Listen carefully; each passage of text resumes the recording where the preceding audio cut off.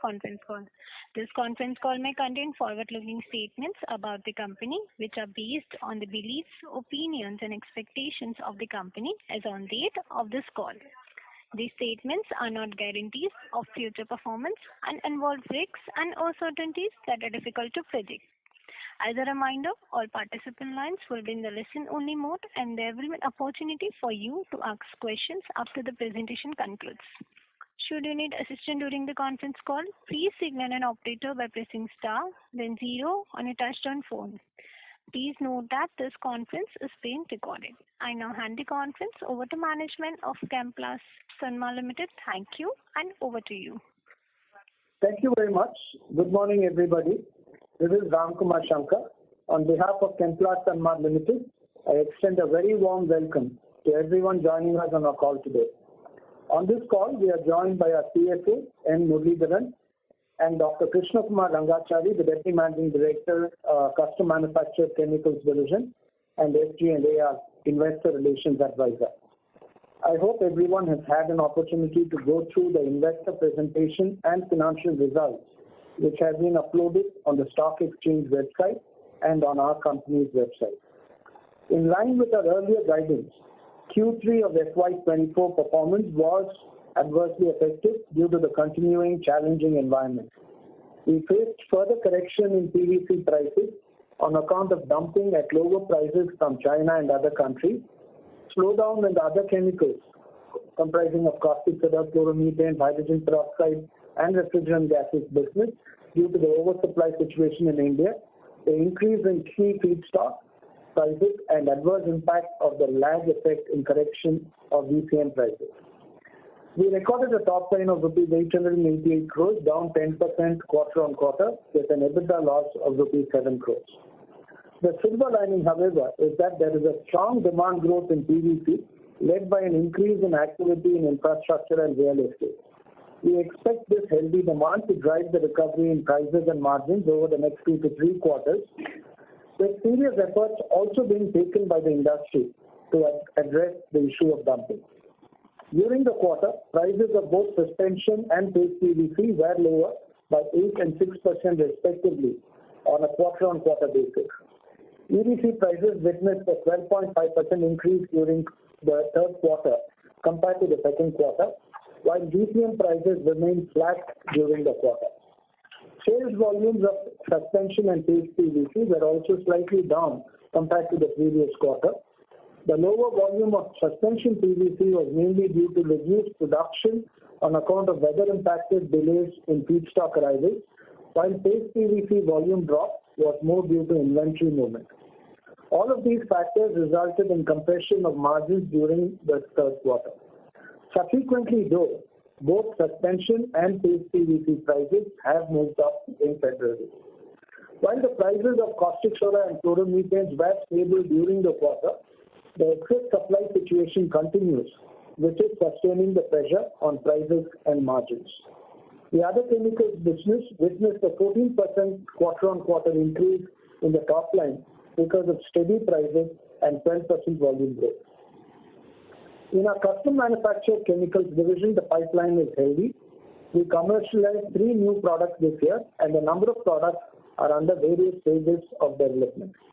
Despite the challenges on account of the downturn in the global agrochemicals industry and the consequent inventory rationalization internationally, we expect this business to deliver a reasonable growth during the year.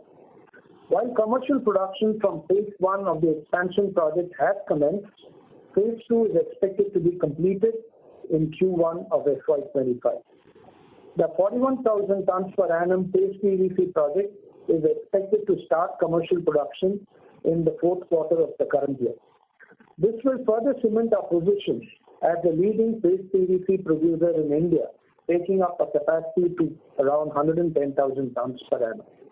Despite the recent uncertainty in the industry, we are confident of the long-term potential of all our businesses and are strengthening our capabilities and relationships to grow in a sustainable manner. I now request our CFO Murli to share the financial highlights for the quarter and 9 months of the year. Thank you, Ramkumar, and a very good morning to all the participants on the call. Talking about the quarterly performance in Q3FY24, the revenue from operations stood at rupees 888 crores versus rupees 988 crores in Q2 of FY24. During the quarter, our gross margin dropped by 200 basis to 32% compared to the previous quarter, mainly driven by contractions in spreads as is highlighted earlier. Employee expenses increased marginally, whereas other expenses remained flat on a sequential basis. We reported an EBITDA loss of 7 crores as against an EBITDA profit of 46 crores during Q2 FY24. Our finance costs for the quarter stood at 47 crores as against 39 crores in Q2, mainly on account of higher interest on term loans post capitalization of phase 1 expansion project in the custom manufactured chemicals division.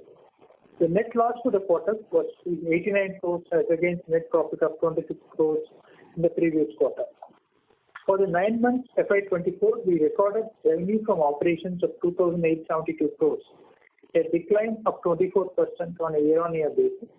Other expenses dropped by around 88 crores on a year-on-year basis, primarily due to the reduction in power and fuel costs. EBITDA of 5 crores and PAT loss, we reported an EBITDA of 5 crores and a PAT loss of 127 crores for the 9 months FY24. While the year results were subdued given the current market conditions, with the wrapping up of custom manufacturing business as per plan, and the incremental volumes that are expected from the paste PVC project, which is getting commissioned this quarter, and the margin expansion that is expected from our products on account of the various initiatives that we are working on, the outlook for the business continues to remain strong. With this, we conclude the presentation and open the floor for further discussions. Thank you very much. We will now begin the question and answer session. Anyone who wishes to ask question may press star and 1 on the touchtone telephone. If you wish to remove yourself from question queue, you may press star and 2. Participants are requested to use handsets while asking a question. Ladies and gentlemen, we'll wait for the moment while the question queue assembles.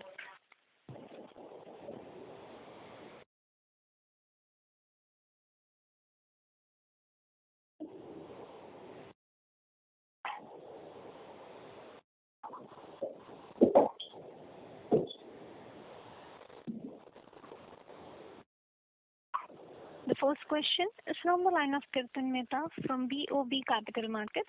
Please go ahead. Thank you, sir, for this opportunity. In terms of the results, show the quite significant pressure on the margins this quarter. The way you elaborated is primarily from the price decreases as well as the delayed lag impact. So how much of the lag impact will reverse in the next quarter? While I do understand that the margins could remain muted over the next 2-3 quarters, but how much of this lag effect could at least reverse during the next quarter? All right. Good morning, Mr. Mehta. This is Ramkumar. The next quarter, directionally, we expect that the next quarter will be definitely better than Q3. We have, like I mentioned in my opening comments, seen an increase in PVC prices in February. But it will not be, in absolute terms, it might not be very significant. We expect the significant recovery more from Q1 of next year, which is when we will start seeing the impact of this current uptrend if it holds. The bigger question that we need to address is the question of dumping and to ensure that this dumping is arrested. And this is something that, as I mentioned, as an industry, we are working on. Right, sir. So in terms of the dumping, could you indicate the sort of the level of imports that we are seeing in both suspension PVC and paste PVC? How was the trend sort of last quarter in relation to the earlier trends? And how are you seeing that evolving in this current quarter? So let me make one thing clear right up front that we are not against the imports coming in, because India is a market where the demand is well in excess of supply. So we do need imports till such time the market, the domestic capacity is built up. What we are objecting to really is the dumping of very, very low-cost, artificially priced imports. And that is what, as an industry, we are objecting to. If you look at the imports that have come in the last 9 months alone, we have seen around 2 million tons of imports coming into the country. A lot of it, around 30% of that comes in from China, another 17% is from Japan, and 15% is from Taiwan. Korea accounts for another 12%, and the US accounts for around 8%. So if you take the top 5 countries, we are seeing around 85% of our imports accounted for by just these 5 countries. And some of these countries, like for instance China, has significantly gone up in exports to India. In 2019-20, they were just at 30,000 tons for the year as a whole. In 2021, that was only around 70,000 tons. In 22-23, they grew to around 780,000 tons, and this year they're expected to be close to 1 million tons. And that is where the issue is, because that is where the prices are coming in at far lower prices, and which are not subscribing to any economic rationale. As far as space station is concerned, the exports in 22-23 have been at around 86,000 tons, and this year in the first 9 months, the imports, have been at 86,000 tons, and in the first 9 months, it is around 62,000 tons. Largely here, it is a little bit more widely spread in terms of arrivals. We see imports coming in from Taiwan, Korea, Thailand, and China, and to some extent Malaysia as well. And if you take Europe as a block, then you have a significant import coming in from Europe. Right, sir. Just one more question on the custom manufacturing side. You alluded to the fact that the global agrochemical is seeing a downturn and in turn the inventory rationalization. So could you sort of highlight the impact of that on our revenue during the first 9 months? And what is the level of growth that we envisage during FY24? Good morning. This is Krishna Kumar. In our last call itself, we highlighted that there was an impact even on our existing business, but that is largely mitigated by the growth in the pipeline products that we were working on and that we were commercializing. So we continue to see the same sort of trend.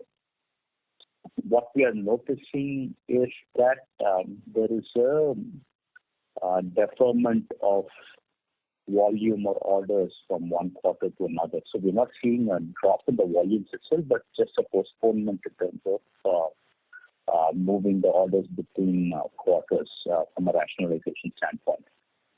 Many of the products that we are working on, that we have commercialized, they're all new molecules, new pipeline molecules. So the impact has been largely muted in general. Just one follow-up in terms of how far we are here from the restocking in the global chain. How many quarters of pressure that you see under because of this restocking? So it's tough for us to answer that question because it's linked to how much of our business is existing molecules and how much is newly launched molecules.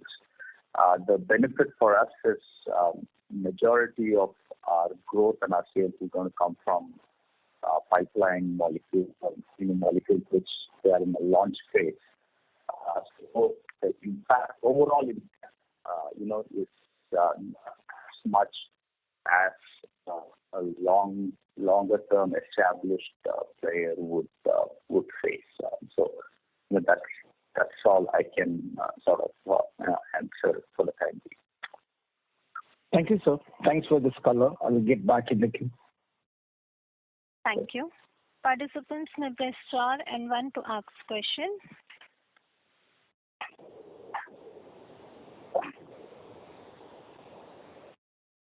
The next question is from the line of Raj Mehta from Wisdom Advisors. Please go ahead. Hi, good morning, sir. Thanks for the opportunity. So I wanted to know that currently how are end users, industries like infrastructure, pipes, leather industries, etc. doing, and are they facing any challenges due to a price rise of a commodity or logistic cost? Sorry, could you repeat that question? It was not very clear. End user industry in which, for which line of products are you talking about? Like infrastructure, pipes, leather industries are doing. Okay. Yeah. So they are actually doing quite well in the sense that we believe, like you mentioned, there has been actually a 20% growth on suspension PVC demand within the country. If you look at the apparent consumption in the 9-month period. So there is a significant growth. There is a lot of latent demand both in infrastructure and in construction that we see. And we believe that the end use sectors are quite healthy and they will be growing. Of course, there will be one particular government project that could be coming to an end, but then further projects have been announced. The vote on account that was announced recently also laid special emphasis, continuing emphasis on providing housing, and all of that will need PVC consumption. So I believe that the outlook is quite healthy, and our per capita consumption as a country of PVC resin is way below even regional averages, leave alone global averages. We are below 3 kilos per person. Whereas if you take China, it is above 12, and even Southeast Asia and comparable countries in Latin America, etc., it will be anywhere from 6.5 to 8. So I believe that demand in India is still nascent, and there's a lot of room for further growth. Got it, sir. But are they facing any challenges due to a price rise of a commodity or logistic cost? There is not much of a challenge that I see in that sense. I think, as you can see, PVC prices have been inordinately pressured, and they have come down. So our end-use industries would not have any need to complain about any high prices as such. They have been enjoying the benefit of these low prices. So I do not believe that there is any great challenge there. Got it, sir. And my last question was, how has the agrochemical industry put pressure on our business? Like, do we expect similar pressure on our customs business? Krishna, would you like to take that? Yeah, I didn't understand the question. You said agrochemical putting pressure on our business. Yeah.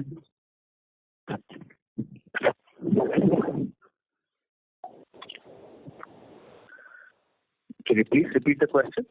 Yeah, how has the agrochemical industry put pressure on our business? Do we expect similar pressure on our custom business? So, Krishna, the impact of the agrochemical slowdown on our custom manufactured chemical business. I think that's the question. Okay. Thank you, sir. That's it from my side, and all the best. No, Krishna, are you on the line? I'm sorry, Dr. Krishna Kumar Rangachari is taking this call from Europe, and I think he's just dropped off. We'll try to connect him again. My apologies for that. Thank you. The next question is from the line of Rajesh Jain from NB Investment. Please go ahead. Can you hear me? Yes, please.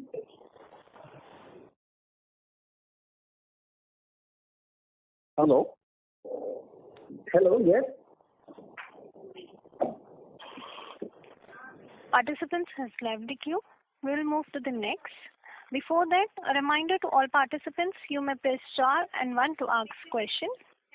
The next question is from the line of Rajiv Shah from Opal Securities. Please go ahead. Hello. Yeah, am I audible, sir? Yes, please. Yeah. Hi, sir. Thanks for the opportunity. Sir, I have a few questions. My first question is, have we seen the impact due to the Red Sea crisis? I mean, how much have our exports been impacted by that? The Red Sea crisis, have our exports to Europe have they been affected? No, not really. We have not seen any challenges in terms of the on account of the Red Sea crisis in terms of our exports. As far as the imports are concerned, we don't have any immediate shipments coming to that side, and to that extent, we are reasonably protected. But just to give you some color on that, we do have, in some of our other businesses that there are, outside of the listed company, there are shipments going that side, and we haven't seen any great impact there. The attacks seem to be a bit targeted and sporadic and not really very widespread. Understood, sir. Thank you for the detailed answer. Now, my next question will be, what will be our revenue target for in the next 3 years, and what kind of growth are we targeting? And just to follow up on that would be, what would be our sustainable margins we are targeting for the next 3 years? I got the first part of your question, which is about the revenue target for the next 2 quarters. The second part was not clear. Sustainable margins going forward. Sustainable EBITDA margins. Sustainable EBITDA margins. Okay.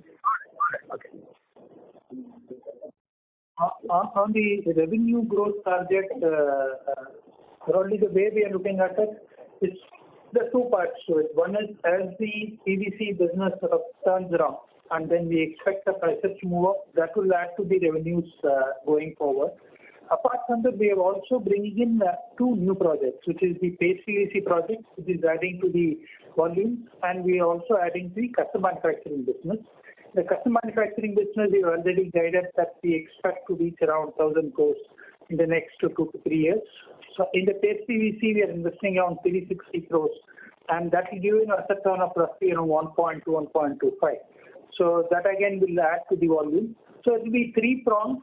While I would be sort of refrain from commenting on the growth from prices currently, these two will certainly add. These two will certainly add around 1,500 crores of turnover in the immediate, in the next couple of years.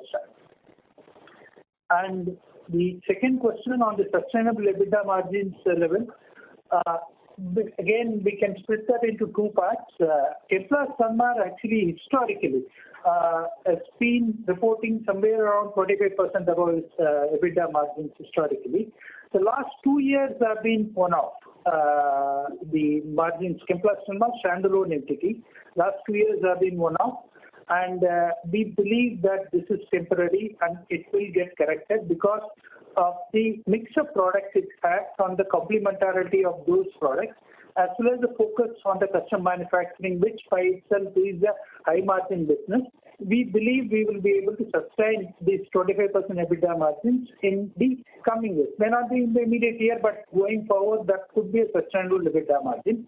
As far as the subsidiary suspension PVC business is concerned, somewhere around 12-15% would be the EBITDA margin levels, because there we are in the last leg of conversion. It's basically a asset-like model where we import VCM and convert to PVC. So the asset turn is quite high. It's almost 5 times. And even with a 15% EBITDA margin, our return on capital employed will be quite high in that business. Understood, sir. Thank you very much, and all the best, sir. Thank you. A reminder to all participants, you may press star and 1 to ask questions.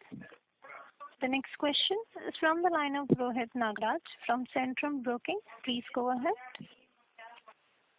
Thanks for the opportunity. So my first question is on custom manufacturing. So in terms of composition between agro and pharma, what would be the current composition in terms of number of products? Maybe if you can give general sense about the revenues from both these two. No, there was a lot of disturbance. What we could gather was that we wanted to know the breakup of the contribution to custom manufacturing from agro and pharma, right? Right, sir. Currently, significantly skewed towards the agrochemical business. Almost 80 to 85% of the volume is from the agrochemical. And the rest of it is spread among pharma, and we also have some performance chemicals contributing to the rest of the volumes. Right, got that. And sir, one allied question to that, in terms of our incremental pipeline, how this composition is spread? I mean, are we now going more towards the smaller part of the current basket, that is pharma and other performance chemicals, or whether it is still skewed more towards agrochem? Thank you. I can answer that, Murali. So in the near term, we will continue to be skewed towards agchem, but we do have a number of projects in the pipeline which are, other than agrochemical. But those would take some time before they materialize into commercial orders. So again, near term we will be significantly in the agrochemical space. Got that. So second question again on the custom manufacturing front. So we had signed the LOIs for 3 molecules. So where are we currently in terms of the progress? Thank you. Okay. So yeah, we signed 3 letter of intents. 2 of them were for intermediates, and one, the most recent one, was for an active ingredient. The first 2 are already commercial. We are actually in the process of making and selling commercial quantities, and that is happening from our new production block. The third one, the LOI that we recently signed for an active ingredient. So that's that will go through a development stage in terms of we will have to work on lab and pilot, generate materials in the lab and pilot quantity, and then qualify them at the customer place. So those should take a little bit more time in terms of commercialization. Sure, sir. Just one last, if I can squeeze in. Generally, when we are signing such LOIs, what is the kind of revenue potential we look? I mean, is there any minimum threshold that we look at a 2 to 3 year perspective that the molecule will reach maybe 50 crores, 100 crores, and based on that it is screened? Thank you. No, so we don't look at it that way. I mean, we look at these molecules much more on a strategic level. For example, the third one that we just signed out, it's a pipeline molecule and it's an active ingredient. So generally, something like an active ingredient is something that most folks in this business they die for, because a customer coming to you to make an active ingredient by itself is a big significant step in terms of the relationship. It reflects the confidence of the customer that he has in your ability to be a long-term partner. So our criteria in when we work with our customers on such projects is what is the long-term potential, what is the stickiness with respect to the molecule, whether it's a pipeline or whether it's an established, and not just necessarily let's say volume or revenue, any fixed volume or revenue targets per se. Sure, sir. That's helpful, and best of luck. Thank you. Thank you. The next question is from the line of Rajesh Jain from MB Investment. Please go ahead. Thank you for the opportunity. I'm extremely sorry the last time the line got disconnected. So I have these questions for custom manufacturing business. You had mentioned that we would be achieving around 25% growth in this business during the current year. So with the change scenario, are you still confident of achieving this growth?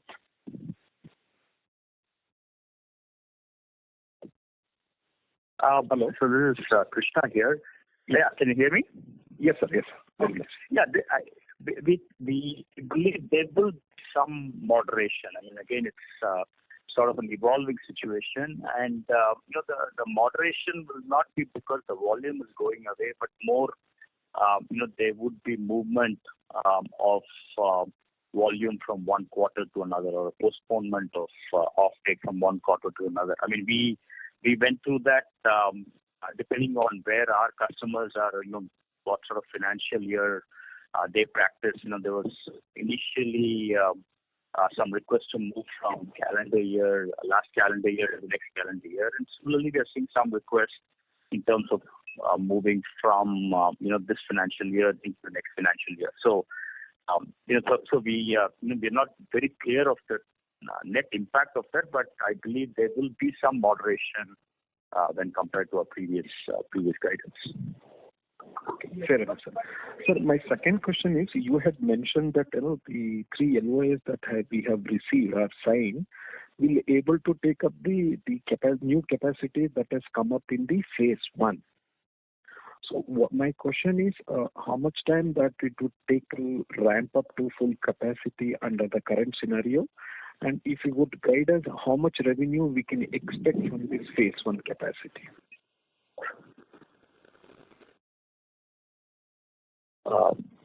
Sorry, I didn't understand the first half of the question. I'll repeat it. Yeah. So you had mentioned in the earlier calls that the 3 LOAs that we have signed up would take up the new capacities that has come up in the phase 1. So what I wanted to know was, in the current scenario, how much time would it take to ramp up to full capacity utilization? And as and when it is done, how much revenues we can expect from this phase 1 capacity? Yeah. Good. Okay, got it. So no changes from what we had indicated in prior calls, and I think Murali mentioned this also in today's call. The 2 LOIs that we signed, out of the 3, the 2 are linked to phase 1 capacity. The first 2 that we've talked about in the past, and we are still confident that those 2 will ramp up and steady state within the next 2 to 3 years. We will sort of fully utilize our phase 1 capacity. And our thinking again is that this would get us to close to 1,000 crore turnover over the next 2 to 3 years. So that is where we are. Phase 2 is going to be commissioned. I mean, it's progressively being handed over. The assets are being handed over. So we expect a completion of phase 2 sometime in the first quarter. And we have products in the pipeline that we are working on that would be housed in phase 2, the capacity. So we will have more updates on that when we have clarity on when that pipeline moves towards commercialization. So a small follow-up. You mentioned that 1,000 crore turnover in the next 2 to 3 years. So is it that you're saying for the entire custom manufacturing business, or is it from the phase 1 capacities only? What we are referring to as 1,000 crores is broadly from the custom manufacturing business. From the next 2 to 3 years, we'll be hitting a revenue of at least around 1,000 crores in the custom manufacturing. Right. Okay, fair enough. So now, after completing this phase 2 expansion, do we have any more space at the current location to expand in future? Yes, we have enough space available in the existing site to put up additional production blocks. No concerns about that. So, like the one what we have done phase 1 and phase 2, to that extent we can add more capacities. All I can tell you is at least more than that. So okay, fair enough. Yeah. Okay. So my last question is, now that you have given an indication that maybe in 2-3 years this custom manufacturing business itself can reach 1,000 crores of turnover, is there any thinking in the management to demerge this business and separately list it out? Those are more strategic questions. We will address them. Right now, there is no such plan. Okay. Thank you very much, sir, and wish you all the best. Yeah, thank you. Thank you. Thank you. The next question is from the line of Ashwini Agarwal from Demeter Advisors. Please go ahead. Good morning, sir, and thanks for the opportunity. So the question I had was on CapEx. Once this phase 2 CapEx gets over on the custom manufacturing and your paste PVC CapEx gets over, how are you thinking about the next 2 to 3 years from a CapEx perspective? And linked to that is what is the debt position of the company on a gross and net basis as of 31st December? As far as the CapEx is concerned, I think these projects will get executed in the next quarter or so by Q1 of this year. And as we had indicated earlier, we are evaluating number of projects, one on the PVC side as well as in the custom manufacturing growth. And as we had mentioned earlier, our first preference for capital allocation would be towards custom manufacturing. And that is an area for growth. So once we have visibility for almost 60% of the phase 2 capacity, we will sort of go ahead and announce next phase of expansion. So those will happen in due course. And that we do see continuous growth in the custom manufacturing business in the coming years. And as far as the PVC is concerned, like we indicated earlier as well, we are in discussions with various strategic players for tying up the required feedstock. And once we have comfort around that feedstock, we'll look at the expansion opportunities in that business. And the gross debt and net debt position as of 31st December? Gross debt position as of December is 1,400 crores, 1,405, and the net debt position is around 650 crores.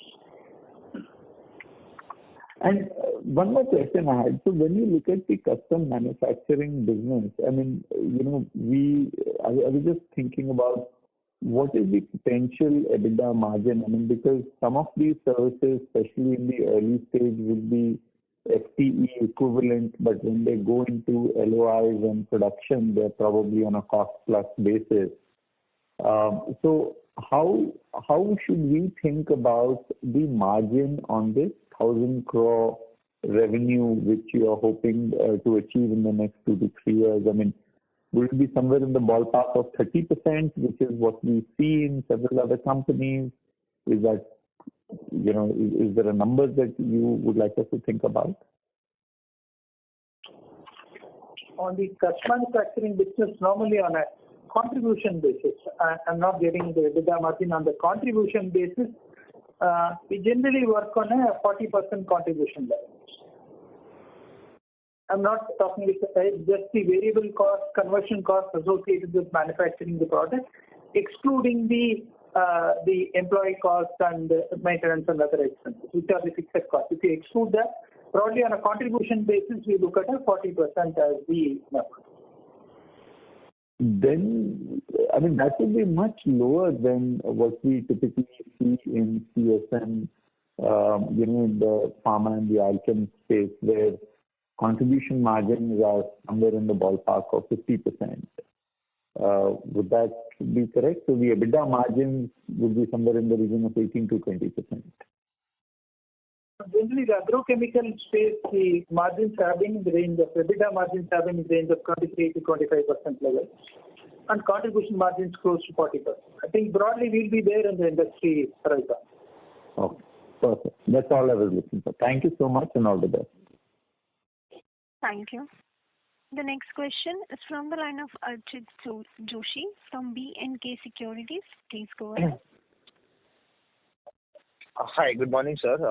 That can happen. One is, of course, the recovery within China itself, which is something that is always around the corner. There is the government there has been working on stimulus measures to, re-incentivize the property sector, which is very crucial for them. Nothing seems to have worked very well so far, but there is some kind of a recent measures that have been announced seem to be a bit more positive than usual. So we are waiting to see the impact of that.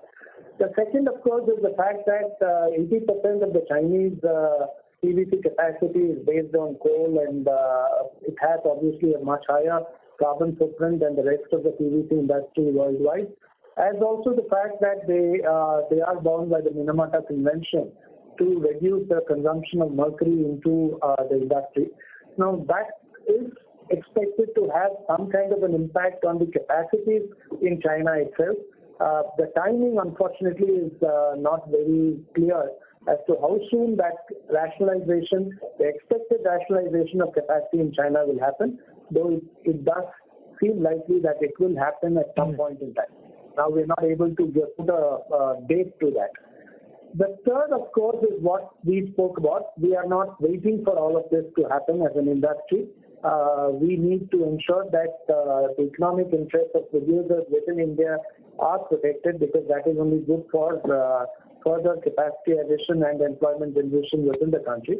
The industry has filed for anti-dumping duties to be levied on this excessive dumping into India, not just by China but also by other countries. And we are pretty confident that these will start bearing fruit sooner than later. And here it should happen within a quarter at worst too. Sure, sir. Sir, another way maybe to put this entire scenario, would it be again safe to assume that the concentration of Chinese capacities in PVC, like you mentioned, is more towards the carbide-based capacities? If the cost arbitrage in terms of manufacturing PVC through that route is far better than the petrochemical route that Indian companies are largely a party to, it's probably one reason why the level of production in China compared to maybe the rest of the world is higher because the costs over there are lower. Maybe is that one reason that one can allude to? That used to be the case. You are right. When they set it up between 2005 and 15, that used to be the case. But not any longer. Today, coal prices have also gone up, and environmental needs within China have also become much more stringent. And therefore, it is not as easy as it used to be to produce carbide-based PVC without mitigating measures, which cost money.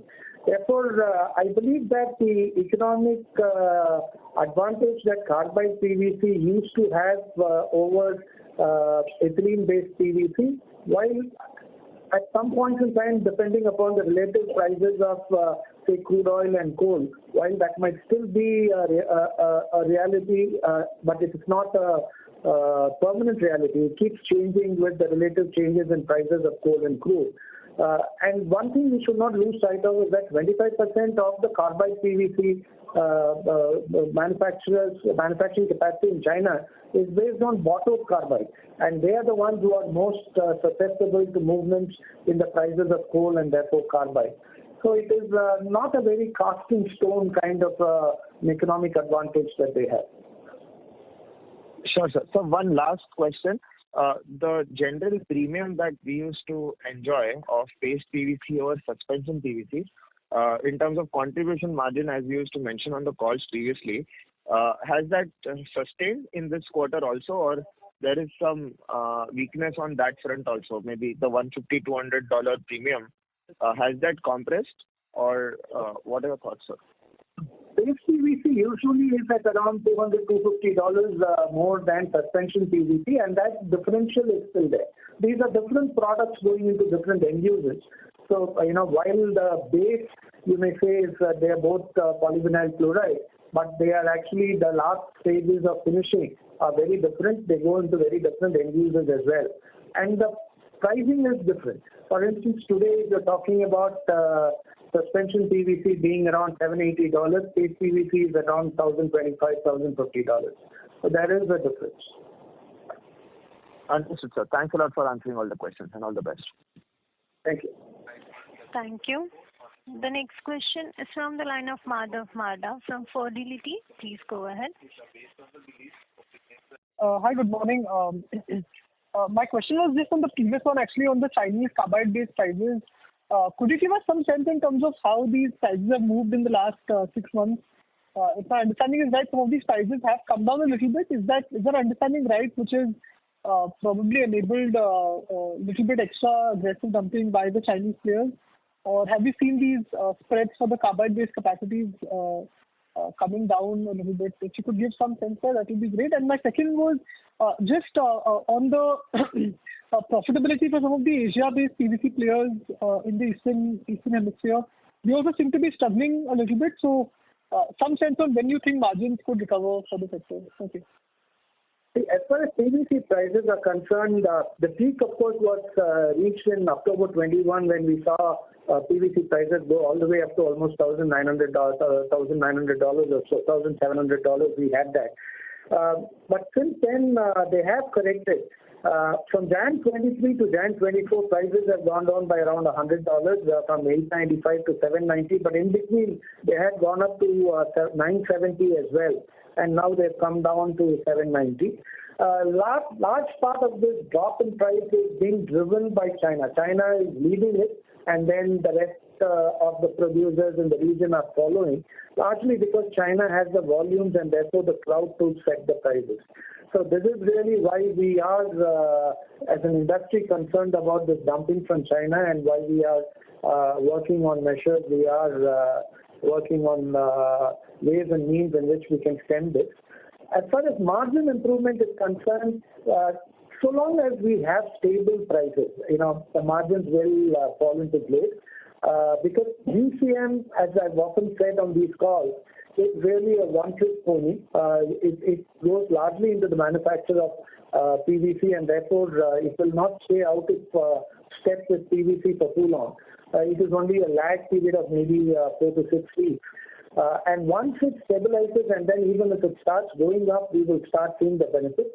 So we have started to see some upturn in February, but we need to really wait and watch and see if it lasts and it becomes a trend, because we have in the past also seen some uptrends and then very quickly that again corrects.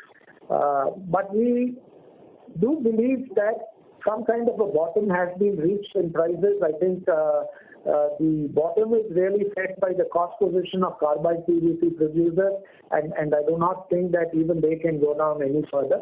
So from here on, we should see stability first and then an upward movement. So I think that we are at an inflection point, but it will take a quarter or two.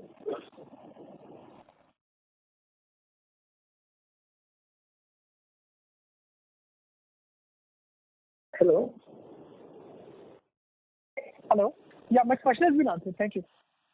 Thank you. Thank you. The next question is from the line of Prolin, an individual investor. Please go ahead. Yeah, hi team. Thank you for taking my question. So a lot of questions have been answered on the CMO part. My questions are more pertaining to your core PVC business. And taking the question of previous participant a little bit forward, what we have seen in other industries is that because of this fall or this Chinese dumping, there are some capacities which are facing existential issue, maybe on a temporary basis or on a full-time kind of basis because of their balance sheet not strong enough, their cost of production being very high.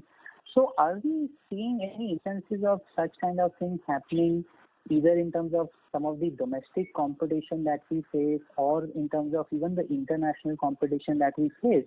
And just a link to that, what we are also seeing in other industries is that in China, after COVID, there have been a lot of new capacities of chemicals which has come up. Is that the case also for PVC, or it is just incremental quantity which they have not been able to supply, or the domestic market is not capable enough to take, that is dumped, or there is a incremental supply which has also come up because of the additional capacity? So first would be these two questions. Okay. So as I see, there are two parts to what you've asked. One is on the operating rates of existing plants, and as a subset, whether there are any closures that are there. And the second part is on capacity additions in the last 2 years across the industry globally. So as far as operating rates are concerned, you're right. In countries like China, which have excess supply as compared to their own domestic demand, the operating rates have come down to some extent. Not all the plants are running at 90% or 95%. This is true of not just China, but also equally of a country like the United States, where there is significant overcapacity. By contrast, in India, plants in India are running at full tilt, except where some have some technical issues, but no plant has reduced operating rates because of inability to sell. All of us, in fact, our inventory is less than half a day's production. Given the extreme undersupply in India, selling PVC is not a problem. So we do not have any reduced operating rates in India. So sorry, just one more question. Just to add to that, not just operating rates, I was talking about the profitability as well. I mean, do you see that because of profitability impacting some of these competitive capacity, can there be some closures going forward? Just to add to that question. Going forward, I do not think there will be closures in India because India, like I said, has only 1.5 million tons of capacity against a demand of 4 million tons. So I don't see any closure in India. What is going on is really temporary. We believe that it will recover, and hopefully if the dumping is arrested, then we will start seeing a very different story in India itself. Obviously, if you have this much of excess demand, that should augur well for the domestic industry. It is only a question of this dumping that is holding us back. As far as permanent closures are concerned, we've not seen any major permanent closures anywhere. One or two are being spoken of, but not in India, outside of India. We need to wait and see whether they actually pan out that way. As far as new capacity in China is concerned, there is no new carbide-based capacity that's coming up. There has been in the last couple of years some new ethylene PVC capacity that has been put up, but even that building was all what was announced 4 years back or 5 years back. We believe that current cycle of building is coming to an end by the current FY25, and after that there is nothing really new that has been announced yet. The only new capacities that have been announced are within India. Great, sir. Thank you for that clarity. The second question would be again how you define your specialty chemical, and there are two segments there. One is the paste PVC and the second is the CMO part. And I mean, as you have answered adequately on the CMO part, my question to you would be on the paste PVC and our definition of that as a specialty chemical. So is it only realization due to which, or margins due to which we call it specialty chemical? So what I want to understand was that how difficult is it for our customer to switch from we being a supplier to a competitor who is offering at a lower price? It is quite difficult. I would not say anything is impossible, but it is quite difficult. In fact, these are all products that are specced into the formulae of the customer's product. And having dominated this industry in India for the last 55 years, we are part of that product spec sheet for most of our customers. And that is one reason why even today we command a premium over import parity with every customer that we have. And that is something that is the quality of the product, the proven quality, as well as the fact that this fits their requirements that way. It is not that easy to change. Sure. And this would be for just paste PVC or also for suspension PVC? This is only for paste. Suspension is a commodity. Suspension is a commodity polymer, and it is not. There is no such sticking in, etc. Understood. And you mentioned that in suspension you have an asset-light model. Margins are low, but asset turns are high, right? I mean, and that's why you make ROCs which are decent. So does that mean that we don't take any commodity risk there, or that's not how it works? I mean, what I was trying to understand is that even in an environment where there is dumping happening in the overall PVC industry, because of our being an asset-light model, do we still make decent ROCs in our suspension PVC business? We will make decent ROCs there once prices settle down. The volatility is really what is hurting us. If there is an increase in 1 month and then a decrease in the next 2 months, every time it decreases, then on the whatever we have in stock of the feedstock as also what is on ships coming in here to India, we tend to lose out on those. So that is really what has been hurting us a lot over the last 18 months or so.